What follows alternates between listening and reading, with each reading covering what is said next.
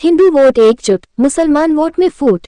नरेंद्र मोदी जब गुजरात में मुख्यमंत्री थे तब उनके बेहद करीबी समझे जाने वाले, लेकिन अब दूर हो गए जफर सरेशवाला का भी मानना है कि पीएम की पहल को स्वीकार करना ही होशमंदी का काम होगा। सुन्नी बोहरा समुदाय से ताल्लुक रखने वाले जफर सरेशवाला कहते हैं, बहुत सारी बातें आज मुसलमानों के दायरे से बाहर चली गई हैं, जैसे नागरिकता कानून बनवाना या खत्म करवाना। राजनीति में उनकी हिस्सेदारी इस तरह खत्म कर दी गई है मानो मुसलमानों के वोट की कोई औकात नहीं। समुदाय को शिक्षा, रोजगार, इन दो चीजों पर ध्यान केंद्रित कर देना चाहिए और इनमें जो मदद मिल सके वो किसी भी तरह से सरकार के माध्यम से ही हासिल करने की कोशिश करें। जफर सरेशवाला कहते हैं कि छवि के उलट उनकी जानकारी में नरेंद्र मोदी ने बहुत सारे काम किए हैं जो पसमानदा मुसलमानों के हित के रहे हैं। सरेशवाला कहते हैं, उन्होंने बहुत सारे मुस्लिम युवकों को जेल से बाहर करवाने में हमारी मदद की।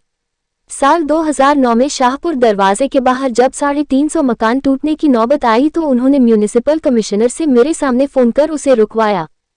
पेशे से बड़े व्यवसायी जफर सरेशवाला मानते हैं कि हो सकता है कि मोदी का हालिया बयान राजनीति से प्रेरित हो। वे कहते हैं, हिंदुओं का वोट तो उनके पास है ही, कम या ज्यादा होगा वो भी तो उसी में से होगा, अगर कमी हुई तो उसे तो कहीं न कहीं से पूरा करना होगा।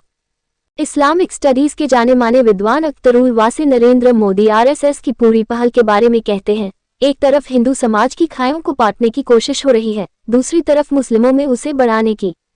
अशोका यूनिवर्सिटी में राजनीति शास्त्र के प्रोफेसर अली खान महमूदाबाद के मुताबिक इसका असली मकसद है मुसलमान आपस के झगड़ों में उलझा रहे और वोट बढ़ता रहे, पहले शिया दरगाही, अब पसमानदा। ये पहली बार नहीं कि ने मुसलमानों के भीतर किसी खास वर्ग को साधने की कोशिश की हो। पहले वो सूफी खानकाहों से जुड़े लोगों और फिर शिया समुदाय से जुड़ने की कोशिश कर चुके हैं, लेकिन दोनों में उसे कोई बड़ी सफलता नहीं हासिल हुई। बीजेपी के कई नेता लखनऊ में मुहर्रम के माह में जलसा जुलूसों में शामिल रहे हैं और शिया समुदाय को लेकर बयान भी दिए हैं, लेकिन शायद अब ये एहसास हो चला है कि उनकी तादाद कुल मुस्लिम आबादी में बहुत थोड़ी है।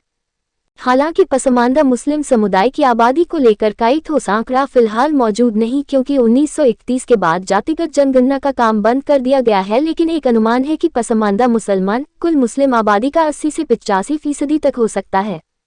ये भी पढ़ें, मुगलों से लड़ने वाले मुस्लिम योद्धा को असम के सीएम काल्पनिक पात्र क्यों कहते हैं।